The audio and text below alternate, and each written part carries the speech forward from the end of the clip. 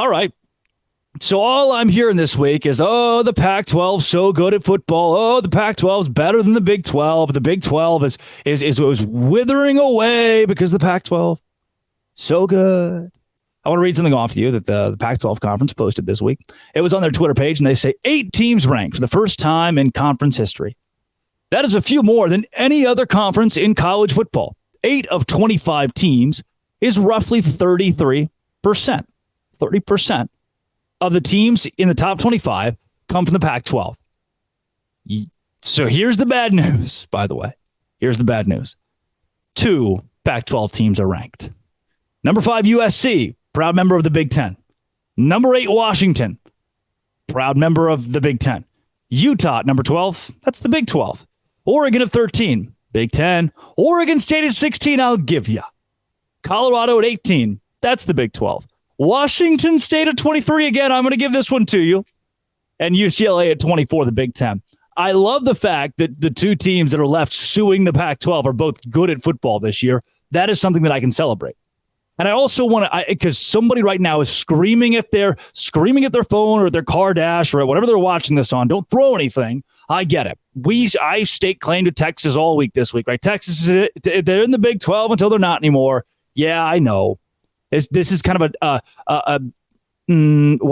misnomer is what I'll call it, where I say these Pac-12 teams aren't really in the Pac-12, but I say Texas is really in the Big 12. I get that. I understand where you're coming from here. But what I want to put on display is that really, honestly, the Big 12 didn't flaunt the whole Texas thing too much. We're kind of over that. This whole Pac-12 thing, which the graphics terrible, by the way. Graphic design is my passion. It's just like just words on a page here. The Pac-12 posts this out there as if it still exists. This isn't me talking about me, the host of Locked On Big 12, talking about one team that I'm like, all right, sweet, this team who's been so bad in the Big 12 for so long beat Alabama. We can celebrate the fact that one of our middle-of-the-pack teams just beat Alabama. That's a fact, by the way. This isn't me doing that. This is the Pac-12, the conference that was so poorly run that everybody left, that the 2 teams remaining are suing the league, hoping for a lifeline. Posting a graphic saying, for the first time in conference history, 8 of our teams are ranked. It's like you've been shot 6 times on the battlefield. You're laying there dead. You're like, moral victory. At least in death, I killed the man that killed me. All right, sweet. I guess that. All right. You died with valor. We'll give you that. You still died. I mean, it was kind of heroic. But also it's the fact that, like, you put yourself in that situation. Nobody told you to charge. You're the one that charged across the battlefield. Of course you got shot. You did this to yourself.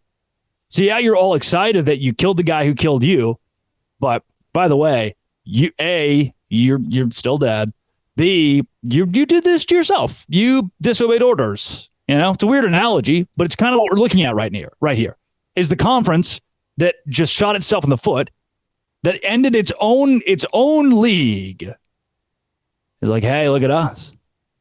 Yeah, well, we were so poorly managed. We were so mismanaged, but at least our teams are still good. If you're the Big 12, you're looking right now going, okay, Utah at 12, who just beat a Big 12 team. That's awesome. Colorado at 18. Arizona at least giving Mississippi State fits. Arizona State at least giving Oklahoma State fits. All right. Play ball.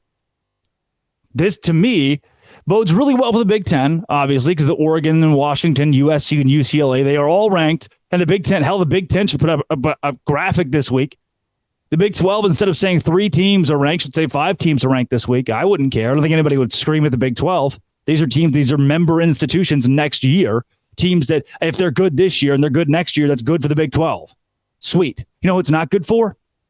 The Pac-12. You know what's not bad for? The Pac-12. It just is. It just exists. It's just completely neutral.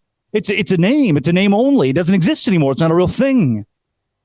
These patches on this team's jerseys, the logos on the field, they're not real. They don't exist. This is of an entity, that word Pac-12, but of an entity that's not a thing anymore. You're playing, you pledge your allegiance. What you're doing right now is participating in something that is only an idea in our heads at this point. The Pac-12 is done. It's gone. So I'm a Big 12 fan. I'm like, heck yeah. We have 5 Big 12 teams ranked this week. Thank you, Oklahoma and Texas and Kansas State, Utah for being in there. That's awesome. And glad to have you, Colorado and Deion Sanders. So the Big 12 has 5 teams ranked. And if you're the Pac-12 and you want to scream, you got 8 teams ranked. That's the most. Like you're looking at yourself in the mirror, crying, thinking, what a beautiful thing I've messed up. What a beautiful, beautiful thing that I have destroyed. And I hope the Pac-12 teams are good. I don't dislike the Pac-12 teams, especially not individually. I dislike the fact that the leadership of this conference was so poor that it killed something that looks so promising. One of my favorite comments on the graphic was, this bodes well for the future of the Pac-12. Oh, it's so good. It's a laughing stock. It continues to be. Similar to the Baylor football program right now. Here on Locked On Big 12, part of the Locked On Podcast Network, is your team. It's every day.